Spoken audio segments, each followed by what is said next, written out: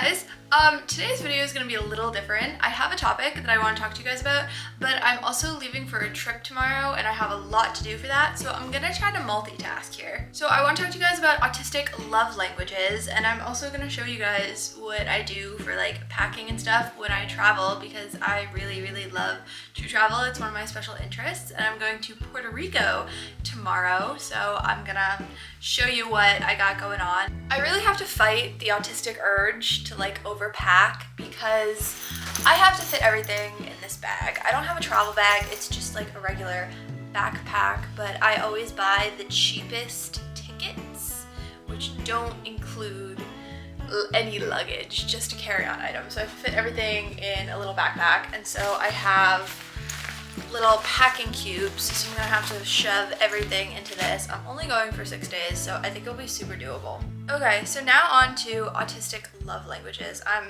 packing my shirts. There's like the common known like 5 love languages or whatever. It's like physical touch, acts of affection, gift giving, those things. Yeah, a lot of autistic people like myself do not fall under those like love language categories. We have our own unique love languages. So I thought I'd share with you some of mine so that maybe you can understand yourself better, or you can express this to like a partner or a family member of yours so that they can understand you better. So my first autistic love language is parallel play, and if you've never heard this term before, it's basically describing like when one person is doing their own thing and is completely like silent, not talking to the other person is doing their own thing, not talking to the other person, but you're doing like your own thing together, like in a shared space. And that is like my favorite thing to do. I like to just be able to do my own thing, not think about anything, not have to like form words and mask to like communicate with you, and watch you do your own thing, and we're just kind of existing together.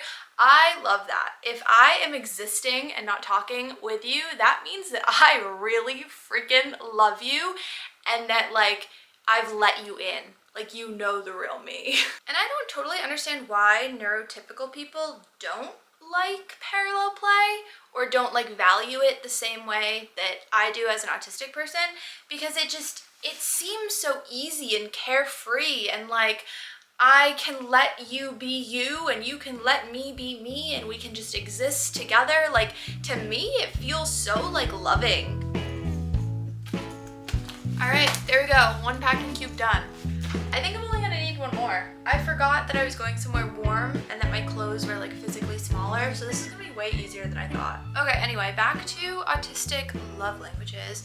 My second love language, I don't know if it has like an official name or whatever, but I know that it's a love language of mine, and that is respecting other people's schedules, and like when other people respect my schedule. And that's because, you know, like us autistic people, we thrive on schedules. Like, our life has to be scheduled, and so I get very much in tune with other people's schedules, and I make sure that I respect their schedule. So what this looks like is like, if I know that you always take a shower at 5 p.m., I make sure the bathroom is open for you at 5 p.m. If I see that you have a lot going on, or I know that today is a really busy day for you, I let you be. I respect like that schedule. I don't constantly come in and bombard you with like trying to chat with you or like whatever. Like, I respect the fact that you're busy and that you have a busy schedule.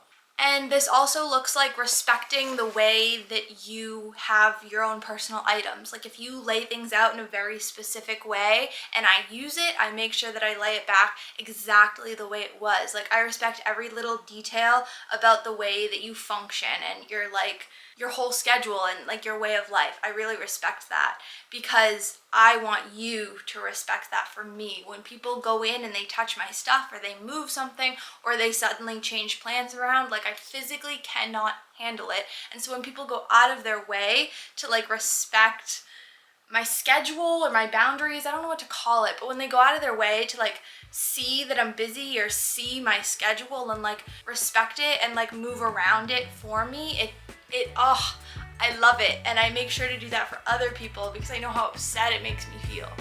My boyfriend is actually really great when it comes to this one. Like, for example, he knows that I hate surprises because it's a change. It's something I wasn't preparing for, and I like can't handle it even when the surprise is like something nice. So he'll go out of his way and he'll like mention that he's going to be surprising me with something around this at this time. Like, he prepares me for the surprise because I know that he really likes like surprising me and getting me things and like stuff like that. I know that's his love language, but it's definitely not mine. And so he hints at things and he makes it known so that like I can plan for it. So an example would be like, he'll want to surprise me and pick me up coffee and like bring it to me, which is super sweet of him. But even that, like someone just coming over and being like, here, I bought you this drink, now drink it, that freaks me out. So he'll text me and say, I'm gonna surprise you with a coffee. I'll be there in like 15 minutes. But he won't tell me what coffee shop or like whatever. He knows that I like different drinks at like different places. So like that's still a way for him to surprise me with like exactly what like the drink is that he's bringing. But I'm aware because I know he's coming and I know that he's bringing me a drink, and like he's really good about that. The next love language is info dumping, which is basically just talking at someone instead and having like a one-way conversation instead of like a two-way conversation. I love to just like spew a whole lecture for like a half an hour to someone that I care about. And to be honest, I don't even care if they're listening to me because I stop listening to myself. But if I really like you, I just start talking at you. I feel like I need to tell you important things, or not even important things, just things that I'm interested in. I feel like I need to tell you, and I don't even care if you remember all the details. It's just the fact that like you now understand and like know details about things that I'm interested in. And I like when people do this to me too. I like when people talk at me because I feel like I don't need to respond. I don't need to keep up that two-way conversation. I can just listen to you, and I really appreciate it. It makes me be able to understand you better and know the things that you like and pick out details about your special interests or things that you enjoy, and that way I get to know more about you through things that you like. I've been info dumping to my mother since I was a very young child, and she didn't understand it because she was like, oh, my mom's vacuuming, so that might be why the lights are flickering. Anyway, she would be like, I don't understand this child. She never talks, but then all of a sudden she wants to tell me about some like TV show for like 2 hours. And she doesn't even want to hear me talk. She just wants to keep going. Like, she thought it was very strange behavior. And that's just the way that I like communicate and show my love to other people. I just want to tell you about things that I enjoy. And I like when other people do that to me too. But apparently neurotypical people don't like that. I've been talking so much that I kind of forgot what I've already packed. Clearly I'm not very good at multitasking. I hope this video is enjoyable. But let me double check what I got so far. Shorts, flowy pants. I think I'm done. Other than like toiletries and stuff, but I can't pack that quite yet. And then I have shower shoes because I'm staying in a hostel. I have my towels. I have my lock thingy. What am I missing? I'm gonna wear warm clothes on the plane. Oh, I need like a little like jacket or something. Can't forget the good old jean jacket.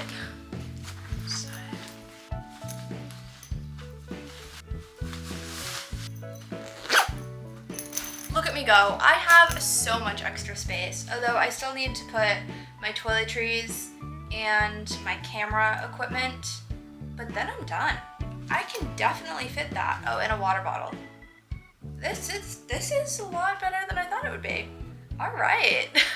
Okay, and so the fourth and final love language that I want to talk about is memorizing things about other people. I love to memorize small details about you, about the food that you like, the clothes that you like to wear, the gifts you might like to receive, what way you like to wear your hair, your favorite grocery store, your favorite clothing store, just like things about you. And obviously these things like might differ, depend on the person and like their interests or their favorite hobbies or whatever, but I like to memorize things about you. I remember very vividly conversations we've had and just things that you've mentioned about your family, and I keep all of these things in my brain and I use it to get you a gift or to ask you about something that you like, or like I use it for conversational purposes to show you that I care and like remember things about you.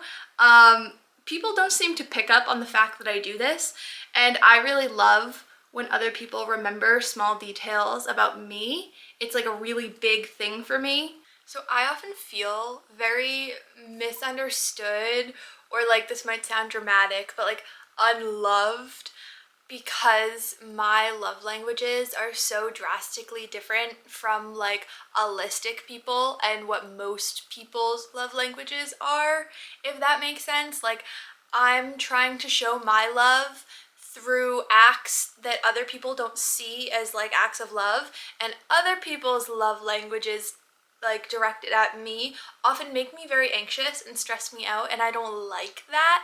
And so there's just such like a disconnect between being able to show my love and also like receive love, that I often feel very like misunderstood or unloved or just like frustrated. There's been a couple times in my life where people close to me have approached me and been like, I feel like you don't love me, I feel like you're not doing enough or caring enough about me, and I'm over here like, what do you mean? Like, look at all these things that I'm doing for you to show my love. And that person is always like, what? Those are how you're showing your love to me? And I'm like, yes, these are like the most important things to me, like, haven't you noticed? And they're like, oh, I didn't know that that's how you were like showing your love. I thought you didn't care about me. But you leaving me alone and not communicating with me and info dumping to me is how you're showing me love. And I'm like, yes. And they're like, oh, that's really weird, but you info dump to me a lot, so that means you really love me. And I'm like, yes. And then the opposite also happens, where autistic or neurotypical people are trying to show their love to me by using like the typical love languages, and I really dislike those. I don't like physical touch. I don't like when people rub me, so I'm always like, get away from me, you know? And then also with like gift giving and surprising and planning things for someone, I hate that. I hate surprises. Autistic people hate surprises. I don't like when you're gifting me things, because I struggle with receiving gifts because it makes me anxious. And so I'm always telling people to like stop doing that. And they're like, but that's how I show my love. And I'm like, you're gonna have to find a different way, because you're not showering me with love, you're showering me with anxiety. And then I often feel like unloved when other people aren't showing my own love languages like back to me. An example of this is like how I love to remember things about other people and like details about them, and you know, foods they like, hobbies they enjoy, their favorite things, the place that they like to get their clothes, like just things, you know. And so when someone else in my life, you know, forgets a detail about me that I feel that they should know, because I mean, if you know me at all, you'd know that I like pizza, you know? So if someone forgets one of those things, like this happens all the time with my mother. She'll go to the grocery store and she shops for my whole house, and she'll come back and she wouldn't have bought any of my safe foods, the things I eat like on a daily basis. And I'm like, you must not love me. Because if you know anything about me, you know that I eat these foods every single day, and you would have remembered that and loved and cared for me and bought me those things. And she's like, Morgan, I went to the grocery store. I was thinking about the whole house and what meals I was gonna cook for people. I wasn't thinking about you specifically. And I'm like, okay, you don't love me. And she's like, oh my God, it's not about that. I'm like, but it's my love language. You don't love me. And like, yeah, we have this argument like all the time, because I care so much about those things, and it's how I want people to show me love. And my mom is neurotypical and just doesn't get it and is doing her best, and she's not doing anything wrong, but like, yeah, we really like butt heads about grocery store shopping and stuff. All right, now I'm heading out to the bank because I gotta get money out for traveling, because I am someone that likes to bring a set amount of cash and like keep myself to like a schedule to make sure that I'm like spending the correct amount of money, because like this is all out of budget, you know, so I'm trying to, you know, do it strategically. So going to the bank. Oh man, I have been running around all day trying to get ready to leave for Puerto Rico tomorrow, which I am so excited about, but now I'm freaking exhausted. I need to check into my flight. So I'm flying Spirit Airlines because they don't have any Boeings. They're all the Airbuses, and I'm not about to get on a Boeing. So that's why I'm flying Spirit, which is good because they're also cheap. Downside though, they make it so difficult to like check in and use their website because they keep trying to get you to pay more money. Like they're like, oh, you need to pick your seat, but it's actually a trick because if you pick your seat, like it charges you extra money. Ugh. All right, we are checked in, we are good to go.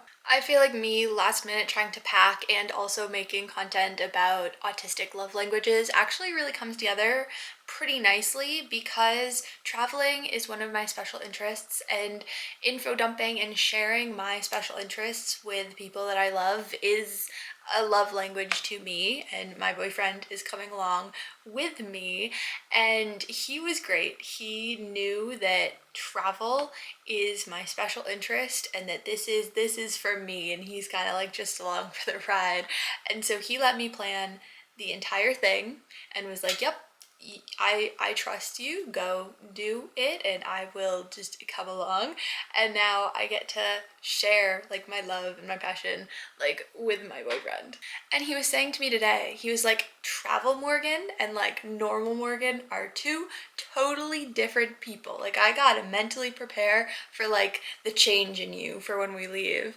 And it's because travel is my special interest, and when autistic people are engaging in their special interest, they have a lot more energy, they have a lot more ability to like push themselves and do more because of how much like love and energy like we create because we are engaging in our special interest. I struggle with a lot of things on a daily basis, but when I'm traveling, all of my struggles seem to like go away. Suddenly I can do so many things in a day, and I'm happy and I'm bubbly and I'm chatty and I'm go go go, and it's like such an extreme change that like my boyfriend sees, and it's just because of how happy travel makes me. He really can identify and see how much engaging in my special interest makes me happy, and I'm so happy that he, number one, sees it because like he's noticing that about me, like, you know, but also because like he wants to come along, he wants to like be a part of it, and he also is allowing me to take control. All right, so I think that is all for today's video. I hope that this was fun for you. I'd like to make more like vlog style, talk to you about a topic but also share more about my life kind of videos. So if you like this, let me know in the comment section below. Also, let me know if you're autistic and if you have any unique like love languages. I would love to know more, and maybe I'll identify with them too and not even realize that I do it too. So I really want to hear about that. Anyway, next time you'll see me on here, it will probably be my Puerto Rico vlog. So stay tuned for that, and thank you so much. Bye guys.